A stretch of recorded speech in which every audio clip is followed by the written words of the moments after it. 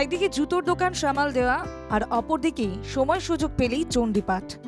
হুগলির শেরাফুলির বাসিন্দা অজয় সাহা জুতো সেলাই থেকে চণ্ডীপাঠ সমানভাবে দক্ষ হাতে করে চলেছেন।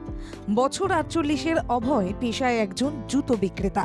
তবে অনর্গল গোটা মহিষাসুরমর্দিনী শ্লোক তিনি মুখস্থ মুখেই বলে চলেন, যা শুনলে মনে হয় যেন বীরেন্দ্র কৃষ্ণ ভদ্রই মহিষাসুরমর্দিনী পাঠ করছেন।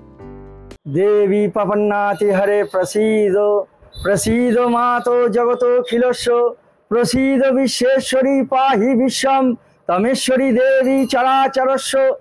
তার এইরকম শখ হওয়ার পিছনে কারণ যদিও বা স্বয়ং বীরেন্দ্র কৃষ্ণ ভদ্রই। ছোট বয়সে বাবার সঙ্গে প্রতি বছর মহালয়ের দিন ভোরবেলায় উঠেই রেডিওতে বীরেন্দ্র কৃষ্ণ ভদ্রের গলায় মহালয়া শুনতেন।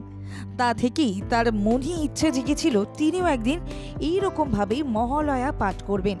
সেই থেকেই শুরু তার মহিষাসুরমর্দিনী শ্লোক পাঠ করার অধ্যাবসায়। তার জীবনের রোল মডেলও স্বয়ং বীরেন্দ্র কৃষ্ণ ভদ্রই। হ্যাঁ, দুই একটা প্যান্ডেলে ডাক পড়ে, আমি তো বেশি করি না, আমার দোকানের ব্যবস্থাপনা করি, দোকান চালাই, ওখানে দুই একটা অনুষ্ঠানে আমি করি। আমাদের এমপি সাহেবের পুজো তো আমি বিগত বছরগুলোতে করেছি, আমাদের কাউন্সিলরেরও দুই একটা পুজোয় আমি করেছি।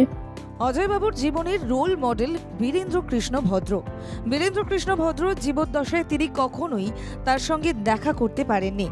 তবে যদি কোনোদিনও দেখা হতো, সবার আগে তিনি তার পায়ে হাত দিয়ে প্রণাম করতেন। তিনি আরও বলেন, তার জীবনের ইচ্ছে তিনি কখনো না কখনো টিভিতে বা রেডিওতে মহালয়া পাঠ করার সুযোগ পাবেন।